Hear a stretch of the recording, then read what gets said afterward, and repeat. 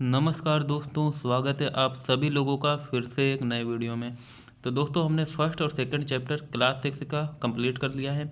आज क्लास 6 का third chapter होगा। पढ़ रहे थे हम लोग ज्योग्राफी। किससे पढ़ रहे थे? एनसीईआरटी से पढ़ रहे थे। क्यों पढ़ रहे थे? क्योंकि एनसीईआरटी दोस्तों चाहे वनडे एग्जाम हो चाहे यूपीएससी का भी एग्जाम हो दोस्तों, यूपीएससी एस्पिरेंट भी ज्योग्राफी के लिए एनसीईआरटी ही प्रेफर करते हैं। क्यों? क्योंकि दोस्तों जो एनसीईआरटी है वो आपकी जो समझ है ज्योग्राफी को लेकर काफ़ी विकसित करता है। हालांकि एनसीईआरटी अपने आप में एक समरी है जिसको पढ़ने के लिए इसको डिकोड करके पढ़ना जरूरी है, जिसमें हम आपकी हेल्प करेंगे।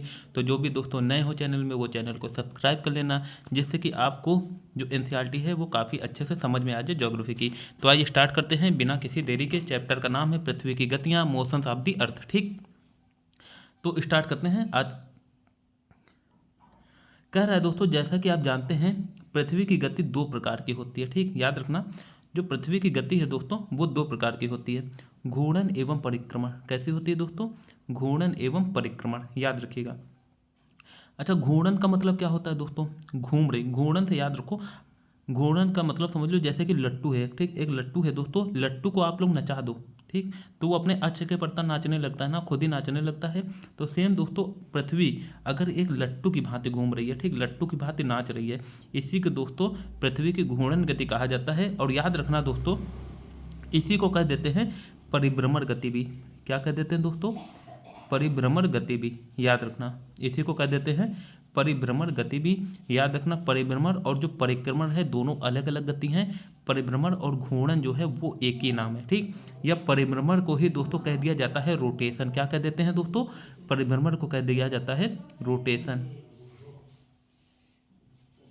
परिभ्रमण को ही कह दिया जाता है रोटेशन। ठीक, याद रखना।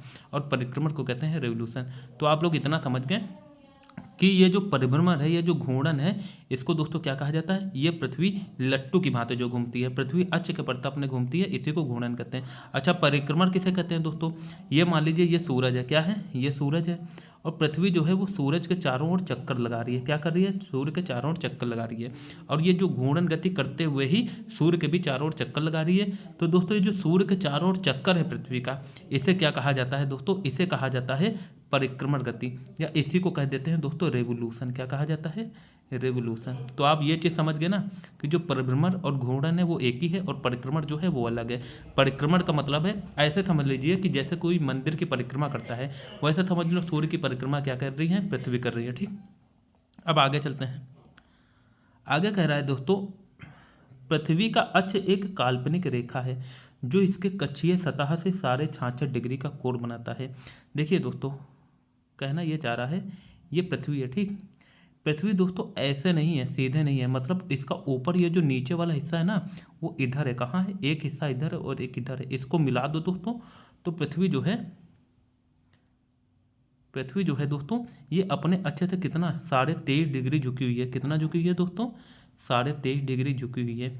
वही कह रहा है जो पृथ्वी, अच्छा यहाँ पर किसकी बात करी? कक्षीय सतह से 66.5 डिग्री बनाती है। याद रखना, अगर क्वेश्चन आ जाए कि अच्छे से कितना झुकी हुई है ना, तो 23.5 डिग्री। लेकिन अब ये जो कक्षा है पृथ्वी की, यहाँ से कितनी झुकी होगी? तो 90। ये देखिए, ये पूरा 90 बनना है, तो 90 से 23.5 डिग्री घटा दीजिए, कितना आ जाएगा दोस्तों? 66.5 है ना। तो जो 66.5 डिग्री है वह पृथ्वी अपने कक्ष से कोण बनाती है। कहाँ से बनाती है? कक्षीय सतह से। लेकिन अगर अच्छे से बात आ जाए तो दोस्तों 23.5 डिग्री बनाती है। तो ये चीज़ क्लियर होगी ना। तो अब आगे चलते हैं, क्या कह रहा है? वह समतल जो कक्ष के द्वारा बनाया जाता है कक्षीय समतल कहते हैं। बिल्कुल सही बात है। पृथ्वी सूर्य से प्रकाश प्राप्त करती है। भैया सूर्य से प्रकाश, ऊर्जा, ऊष्मा सब प्राप्त करती है पृथ्वी। ठीक, अच्छा दोस्तों, सिर्फ सूर्य ही नहीं, मतलब कि पृथ्वी ही नहीं, जितने ग्रह हैं, है ना, 8 ग्रह हैं दोस्तों, ये सभी सूर्य से ही प्रकाश ऊर्जा अपने प्राप्त करते हैं। क्योंकि सूर्य एक तारा है, सूर्य में खुद का प्रकाश है, और जो बाकी ग्रह हैं उनमें खुद का प्रकाश थोड़ी नहीं, वो तो पृथ्वी से, सूर्य से ही लेंगे ना। आगे कह रहा है दोस्तों, पृथ्वी का आकार गोले के समान है। बिल्कुल दोस्तों गोले के समान है, लेकिन एकदम गोल नहीं है पृथ्वी। पृथ्वी दोस्तों कैसी है? ठीक, पृथ्वी कैसी है दोस्तों? पृथ्वी है जो दोस्तों ये ऊपर से कैसी है, मतलब ऊपर और नीचे से थोड़ी चपटी है, ऐसे समझ लो, ये चपटी है। ठीक, चपटी है ऊपर और नीचे से। लेकिन साइड से दोस्तों कैसी है? साइड से हल्की उभरी हुई है। कैसे? ये उभरी हुई है ना। ये है पृथ्वी का रियल शेप। अच्छा, अब एकदम गोल कैसे नहीं है, कैसे कहेंगे दोस्तों? पृथ्वी में आपको पता है इतने हैवी मतलब इतने ऊंचे ऊंचे हाई एवरेस्ट और मकालू, पता नहीं कितनी चोटियां पाई जाती हैं, तो पृथ्वी गोल तो कहीं से नहीं हुई है ना। पृथ्वी गोल कहीं से नहीं। हालांकि हम कह सकते हैं गोले के समान है, लेकिन एकदम गोल नहीं है। तो दोस्तों ये चीज़ भी क्लियर होगी कि पृथ्वी जो है वो एकदम गोल नहीं है लेकिन गोले के समान है। पृथ्वी सूर्य से प्रकाश प्राप्त करती है, पृथ्वी का आकार गोले के समान है, इसलिए एक समय में सिर्फ इसके आधे भाग पर ही सूर्य की रोशनी प्राप्त होती है। ठीक ठीक दोस्तों। अच्छा देखिए इसका अर्थ क्या है, इसलिए एक समय में सिर्फ इसके आधे भाग पर ही सूर्य की रोशनी प्राप्त कर पड़ती है। इसका मतलब क्या है, सिंपल सी बात है भैया। मान लीजिए एक मोमबत्ती है ना, हमने मान लिया ये कैंडल है, आप जो हैं इसके सामने खड़े हैं। क्या है, आप जो हैं इसके सामने खड़े हैं। ठीक, अब ये बताइए इसका जो प्रकाश है ये आपके आधे शरीर में ही तो पहुंचेगा, पीछे तो पीठ में तो चला नहीं जाएगा। अगर आप इसके सामने मुंह करके खड़े हैं, जब पीठ करके खड़े होंगे तो आपके पेट के पास, सीने के पास नहीं आएगा प्रकाश। तो सिंपल सी बात है दोस्तों, यही कह रहा है ना, बहुत सिंपल सी बात है, आप लोग आराम से समझ सकते हैं। अब जैसे सूरज है, यहाँ पृथ्वी है, तो सिंपल सी बात है, जो पृथ्वी का आधा हिस्सा है यहीं तो सूर्य का प्रकाश पड़ेगा, जो इधर वाला हिस्सा है यहाँ प्रकाश तो पड़ेगा नहीं। यही रीजन है दोस्तों। मान लीजिए इधर वाले भाग में भारत है और इधर वाले भाग में अमेरिका है और पृथ्वी घूम रही है, पृथ्वी घूम रही है, रोटेशन कर रही है, मतलब घूर्णन कर रही है। तो जब घूम के पृथ्वी का यह वाला भाग आगे आता है तो इंडिया में दिन होता है, भारत में, और जब यह वाला भाग आता है तो अमेरिका में दिन होता है। इसका उल्टा होता है, जब यह वाला भाग जहाँ पर भारत इधर रहता है तो भारत में रात होती है, अब जब अमेरिका का भाग इधर रहता है तो यहाँ पर रात होती है। तो इससे आपको एक चीज़ और क्या पता चली कि अगर क्वेश्चन आ जाए कि पृथ्वी में दिन और रात पृथ्वी की किस गति के कारण होते हैं, तो दोस्तों याद रखना किस गति के कारण होते हैं, घूर्णन गति। किसके कारण होते हैं, घूर्णन गति। और फिर से याद रखना घूर्णन गति को ही परिभ्रमण गति भी कहते हैं। क्या कहते हैं, परिभ्रमण, ना कि परिक्रमण। परिक्रमण क्या है, सूर्य के चारों ओर पृथ्वी जो चक्कर लगाती है वो परिक्रमण गति है। ठीक, तो चीजें क्लियर हो रही है ना। अब आगे चलते हैं, आगे क्या कर रहा है दोस्तों। हाँ, सूर्य की ओर वाले भाग में दिन होता है, जबकि दूसरा भाग जो सूर्य से दूर होता है वहाँ रात होती है। अभी हमने समझ लिया। ग्लोब पर वह वृत्त जो दिन तथा रात को विभाजित करता है उसे प्रदीप्त वृत्त कहते हैं। भैया देखो ये पृथ्वी अपनी, ठीक, एक मिनट रुको, ये पृथ्वी है, ठीक अपनी, ये जो है दोस्तों ये पृथ्वी अपनी, सिंपल सी बात है। अब यहाँ से क्या पड़ रहा है दोस्तों, ये मान लो यहाँ पर क्या है दोस्तों, यहाँ पर सूर्य है, ठीक, यहाँ पर सूर्य दूर है तो थोड़ा सा छोटा दिखेगा ना, तो आप समझ रहे होंगे। अब ये सिंपल सी बात है, यहाँ से जब रोशनी जो है सूरज की जो रोशनी पड़ेगी, ठीक, जो सूरज की रोशनी पड़ेगी वो इस आधे भाग में पड़ेगी। कहाँ पड़ेगी दोस्तों, इस आधे भाग में पड़ेगी। तो ये जो आधा भाग है यहाँ पर दिन रहेगा, यहाँ रात होगा। तो ये वाला जो पार्ट है दोस्तों, ये वाला पार्ट, इसको कहते हैं हम लोग प्रदीप्त वृत्त। क्या कहते हैं, प्रदीप्त वृत्त। अच्छा देखिए, अब पृथ्वी झुकी कैसे हुई है, पृथ्वी जो झुकी हुई है वो ऐसे झुकी हुई है, ऐसे झुकी हुई है। तो ये वाला भाग क्या इससे मिल रहा है, नहीं मिल रहा है। तो दोस्तों यही एनसीईआरटी आगे क्या कह रही है, आगे कह रही है यह वृत्त अक्ष के साथ नहीं मिलता। ये जो प्रदीप्त वृत्त है दोस्तों, ये जो प्रदीप्त वृत्त है ये अक्ष के साथ नहीं मिलता, जो कि अभी हमने समझ लिया। फिर आगे कह रहा है पृथ्वी अपने अक्ष पर एक चक्कर पूरा करने में लगभग 24 घंटे का समय लेती है। घूर्णन के समय काल को पृथ्वी दिन कहा जाता है। यह पृथ्वी की दैनिक गति है। पृथ्वी अपने अक्ष पर एक चक्कर पूरा करने में लगभग 24 घंटे का समय लगती है। मतलब कि अगर पृथ्वी एक अपना रोटेशन पूरा कर ले, एक घूर्णन पूरा कर ले, मतलब कि समझिए ये पृथ्वी है, ठीक, ये वाला हिस्सा फिर से मान लीजिए ये वाला हिस्सा जो है घूमा घूमा इधर से घूमा और वापस फिर से इधर आ जाए ये वाला हिस्सा, तो ये पृथ्वी का एक रोटेशन हो जाएगा। और ये दोस्तों पृथ्वी पूरा करती है 24 घंटे में। या हम कह सकते हैं जो पृथ्वी का एक दिन है, दिन और रात मिला के कितनी देर में कंप्लीट होता है, 24 घंटे में कंप्लीट हो जाता है। इसी को दोस्तों पृथ्वी का एक पृथ्वी दिन कहते हैं, या इसी को पृथ्वी की दैनिक गति भी कहते हैं। ठीक, अब आगे देखिए, आगे देखिए जो हमने बात की है अभी चित्र के माध्यम से समझ लेते हैं।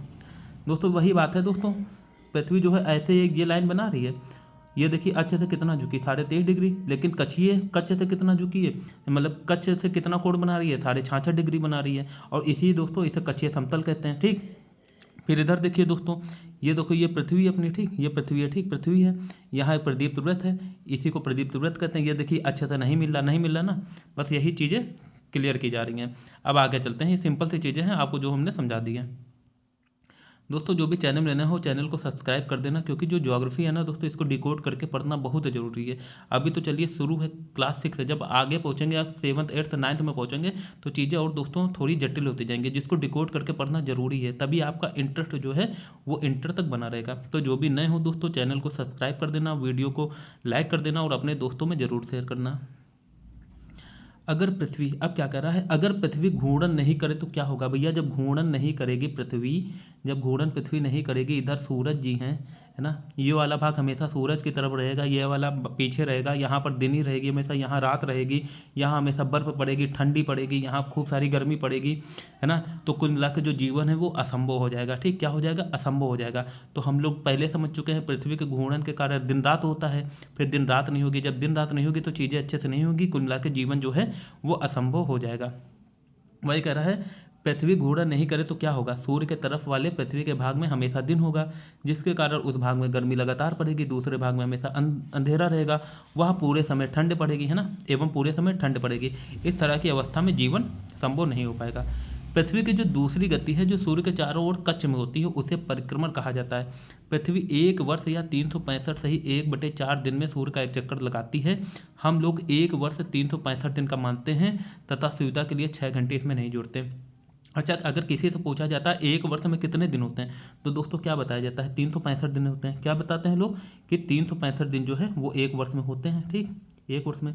लेकिन अब किसी से पूछ दो कि एक लीप वर्ष में कितना समय होता है, लीप वर्ष में, तो आप लोग क्या बताओगे दोस्तों? लीप वर्ष में बताओगे कितना? 366 दिन होते हैं, 366 दिन।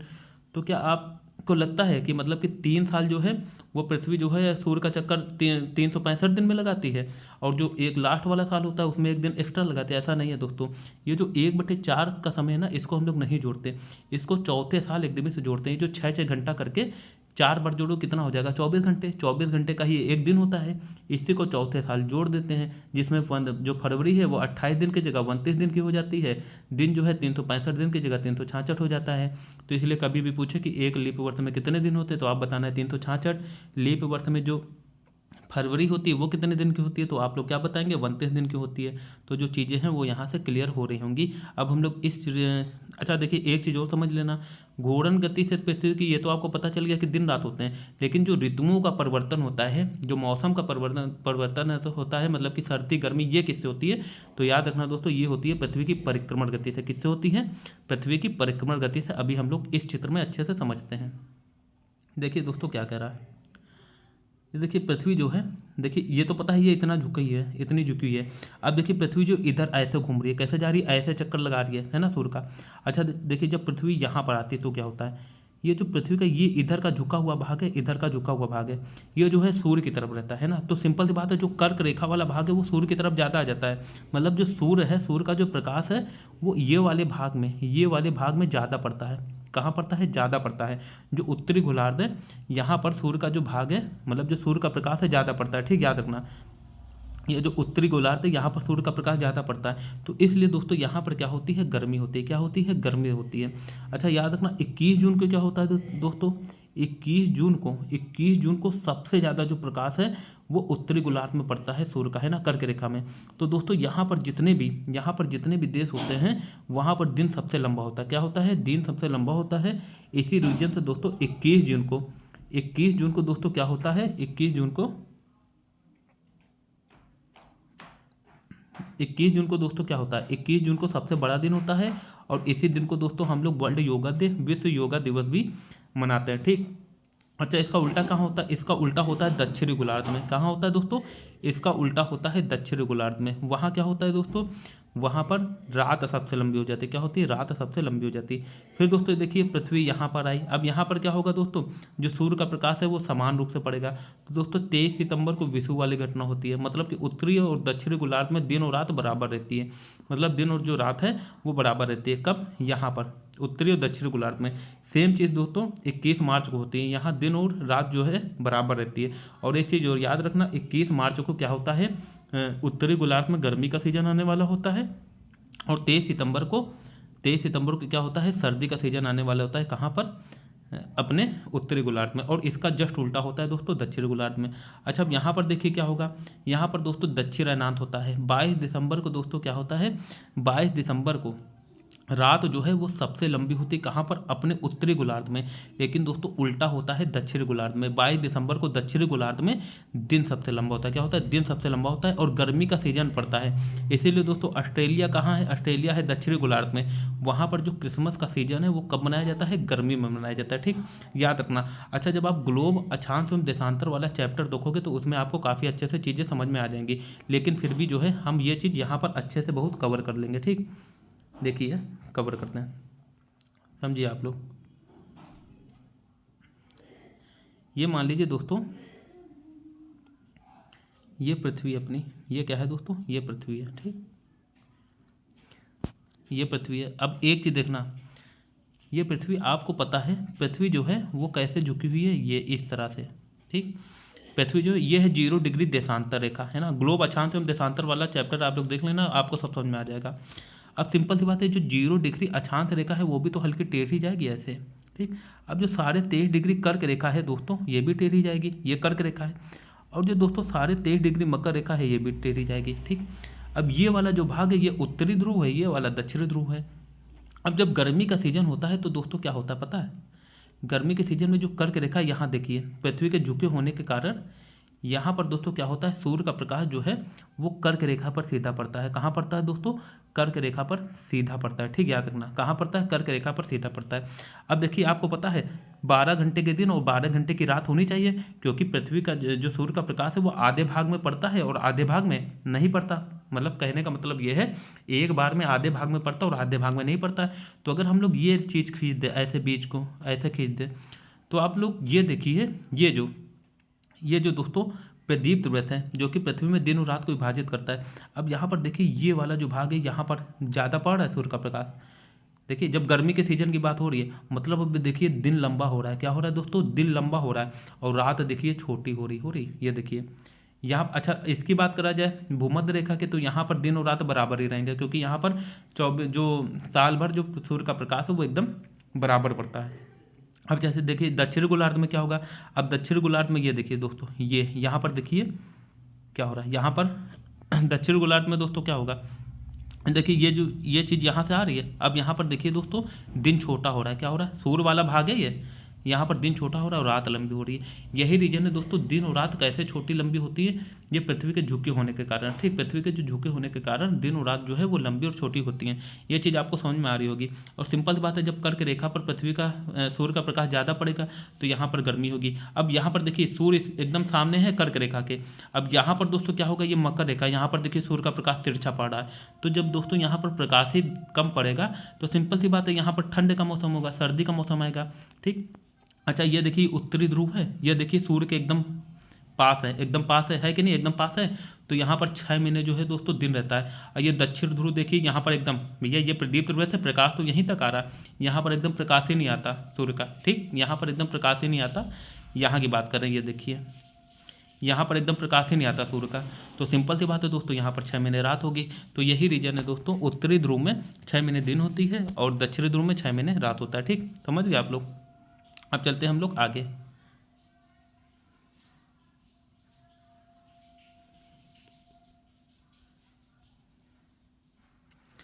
देखिए चीज़ें समझ में आ गई ना होंगी। देखिए कुछ क्वेश्चन इससे बन सकते हैं, वो आप लोग समझ लो।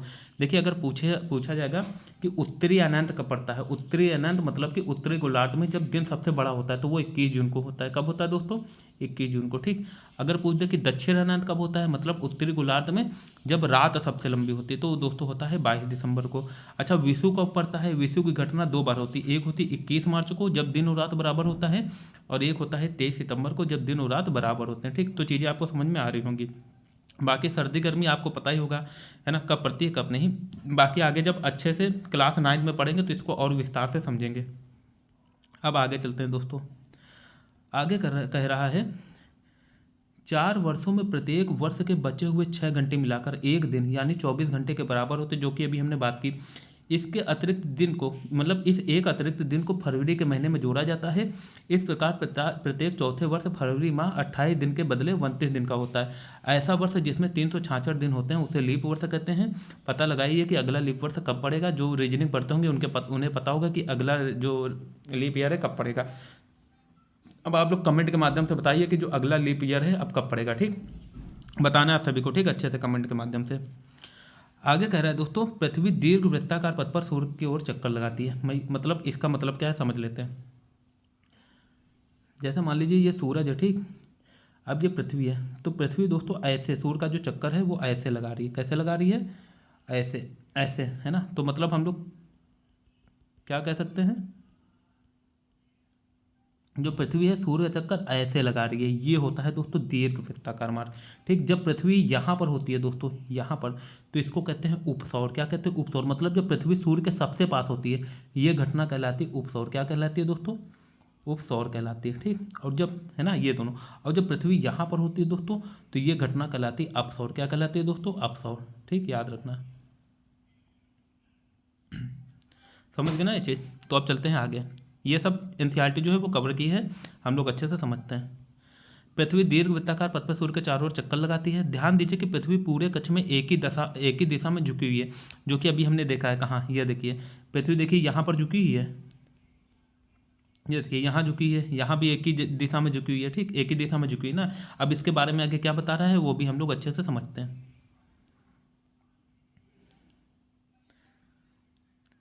ध्यान दीजिए कि पृथ्वी पूरे कक्ष में एक ही दिशा में झुकी हुई है।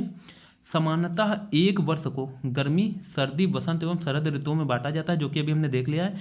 ऋतुओं में परिवर्तन सूर्य के चारों ओर पृथ्वी की स्थिति में परिवर्तन के कारण होता है। अब चलते हैं आगे। आप देखेंगे क्या? आप देखेंगे कि 21 जून को उत्तरी गोलार्ध में सूर्य की तरफ झुका है। उत्तरी गोलार्ध सूर्य की तरफ झुका है, जो कि हमने बात की। तो सूर्य की जो किरणें हैं वो करके देखा रेखा पर सीधी पड़ती है। इसके परिणाम स्वरूप इन क्षेत्रों में ऊष्मा अधिक प्राप्त होती है। क्या होती है? ऊष्मा अधिक प्राप्त होती है। ध्रुवों के पास वाले क्षेत्रों में कम ऊष्मा प्राप्त होती है, क्योंकि वहाँ सूर्य की किरणें तिरछी पड़ती है। क्यों दोस्तों? क्योंकि वो जो है ध्रुव है, वहाँ पर सूर्य की किरणें हमेशा तिरछी पड़ती है, तो वहाँ पर ज़्यादातर आपको हमेशा जो है बर्फ जमी हुई मिलती है। उत्तर ध्रुव सूर्य की तरफ झुका होता है तथा उत्तरी ध्रुव रेखा के बाद वाले भागों में लगभग 6 महीने लगातार दिन रहता है। क्योंकि उत्तरी गोलार्ध के बहुत बड़े भाग में सूर्य की रोशनी प्राप्त होती है, इसलिए उस विषुवत वृत्त के उत्तरी भाग में गर्मी का मौसम होता है।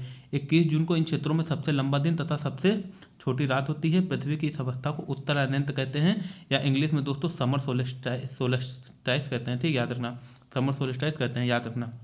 जो कि हमने अच्छे से समझ लिया है, आपको समझ में आ गया होगा क्यों दोस्तों वहाँ पर 6 महीने दिन रहता है और दक्षिणी दक्षिणी ध्रुव में 6 महीने रात क्यों रहती है, ये भी हम लोग अच्छे से समझ चुके हैं। अब दोस्तों आगे कह रहा है 22 दिसंबर को दक्षिण ध्रुव के सूर्य की ओर झुके होने के कारण मकर रेखा पर सूर्य की किरणें सीधे पड़ती हैं।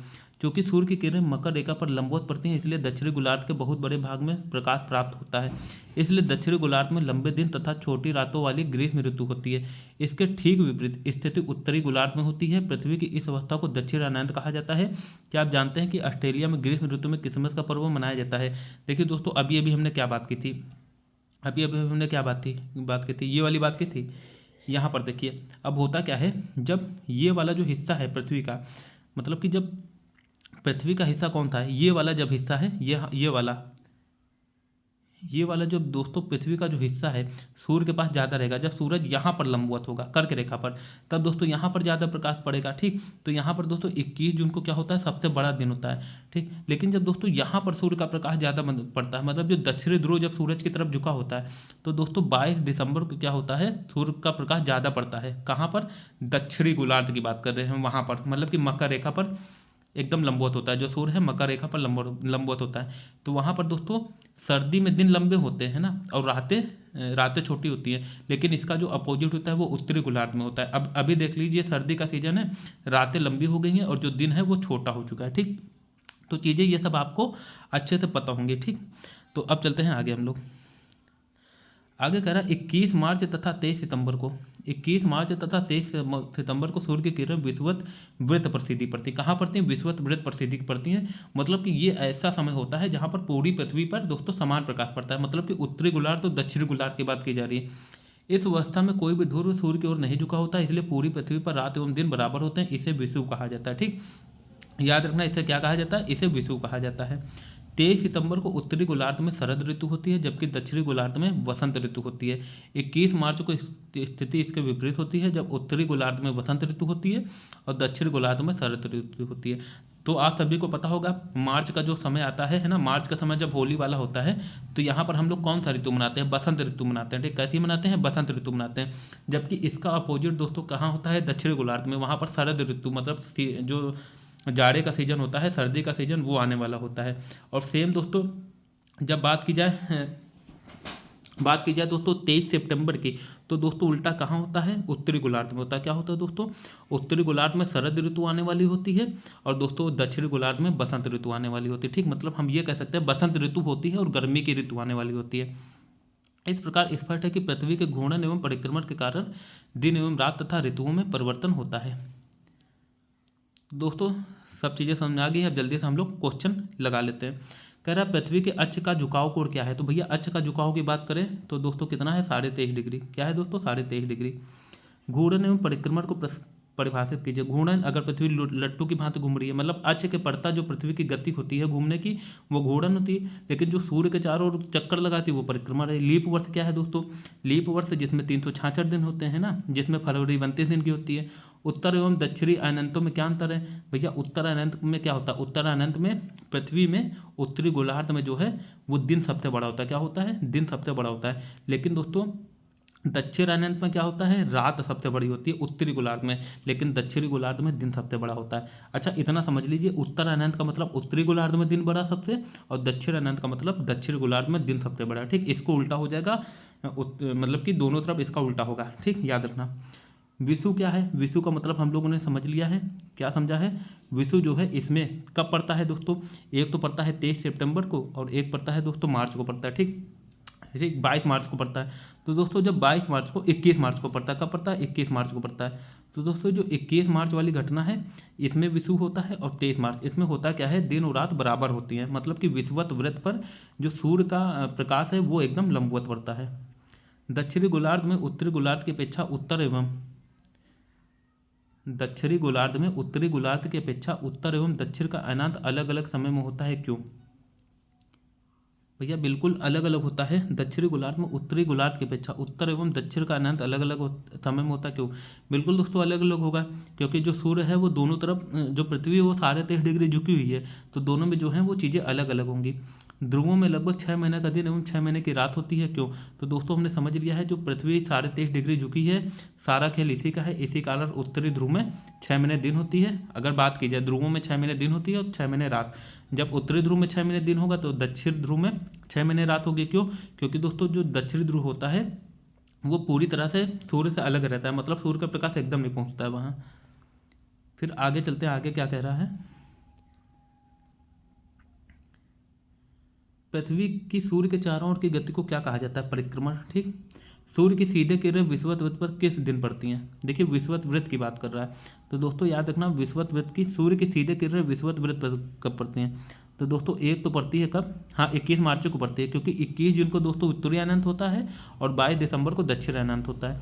गर्मी में क्रिसमस का पर्व कहाँ मनाया जाता है, ऑस्ट्रेलिया में, क्यों, क्योंकि ये दक्षिणी गोलार्ध में, और दक्षिणी गोलार्ध में उस समय गर्मी पड़ती है। ऋतुओं में परिवर्तन पृथ्वी की किस गति के कारण होता है। भैया देखिए दिन रात में परिवर्तन, दिन और रात होता है घूर्णन गति के कारण, लेकिन जो ऋतुओं में परिवर्तन होता है वो परिक्रमण गति के कारण होता है। फिर एक लीप वर्ष में दिनों की संख्या कितनी होती है भैया, 366 होती है। पृथ्वी की प्रतिदिन की गति को क्या कहते हैं, घूर्णन गति कहते हैं, दैनिक गति कहते हैं, या एक पृथ्वी दिन भी कहते हैं। ठीक, पृथ्वी सूर्य के चारों ओर, अच्छा इसी को क्या कहते हैं, जो प्रतिदिन की गति, इसको परिभ्रमण गति भी कहते हैं। ठीक, पृथ्वी सूर्य के चारों ओर कक्षा में घूमती है, दीर्घ वृत्ताकार कक्षा में। किस कक्षा में, दीर्घ वृत्ताकार कक्षा में। 21 जून को सूर्य की किरणें कहाँ पर सीधी पड़ती हैं, तो दोस्तों 21 जून को सूर्य की किरणें कर्क रेखा पर, कहाँ पड़ती हैं दोस्तों, कर्क रेखा पर सीधे पड़ती हैं, और 22 दिसंबर को मकर रेखा पर। ऋतु में दिन छोटे होते हैं भैया, जब गर्मी शीत ऋतु होगी तो इसमें दिन छोटे हो जाएंगे और रातें बड़ी हो जाएंगी, है ना। तो चीज़ें जो हैं वो अच्छे से समझ में आ गई होंगी आप लोगों को।